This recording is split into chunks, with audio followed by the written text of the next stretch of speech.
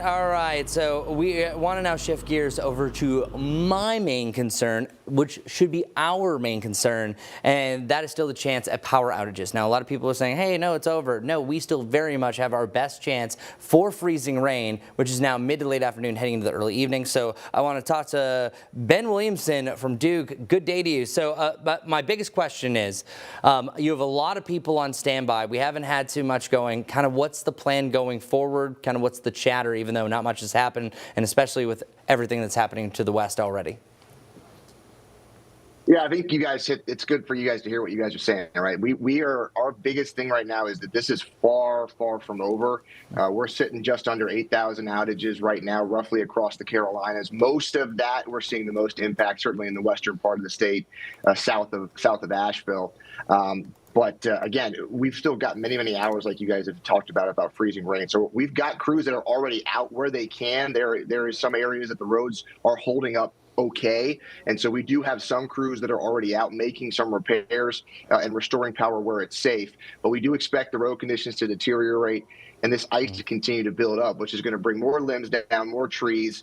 So we're going to probably see those numbers climb. And then when you talk about half an inch of ice, even if we don't have trees or limbs coming down on our lines, that can bring those lines down and snap those lines on their own. So I would just encourage everyone, if you still have power, that's fantastic, but use this time to continue to plan, right? So if you charged up all of your things yesterday, make sure they're all still charged at this point.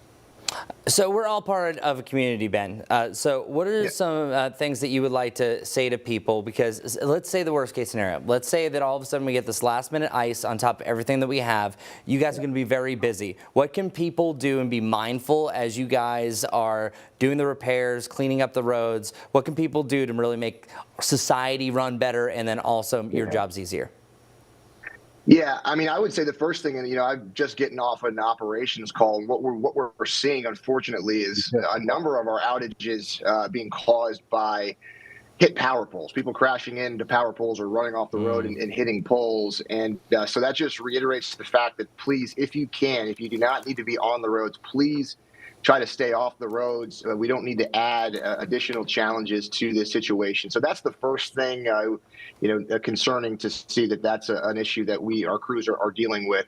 And then secondly, report your outage if you've got it. I mean, if you are on an outage, it really helps. We have an entire team dedicated to mapping damage.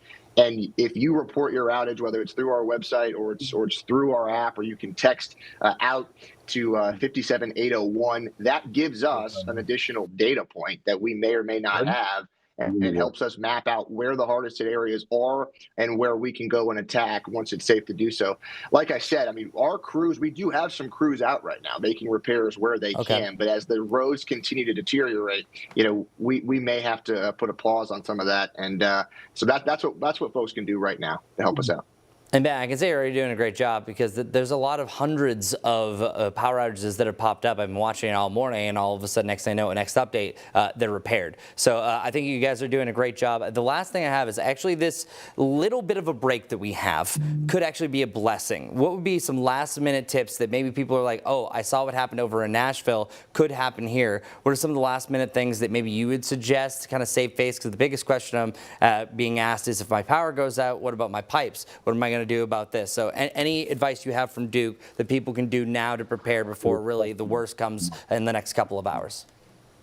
I mean, obviously, we're going to say at this point you need to stay put. But there are, like I just mentioned, there are opportunities here. If you still have power, make sure everything, whether it's chargeable flashlights, my family, we've got headlights that we charge. Make sure those are charged fully. Your phones, make sure that you're taking advantage of it while you can. To your point, if you didn't think about doing this last night, now would be the time to go open up the pipes, especially in those rooms and bathrooms that are on the sides, the very outer sides of your home. Do those little things. You can, if you have the ability to lay out some of that pre-ice salt, if you haven't done that already, it's a good time to maybe go out there right now where we've got a little lull, reapply that, right? Whether it's sand or some of that ice melt.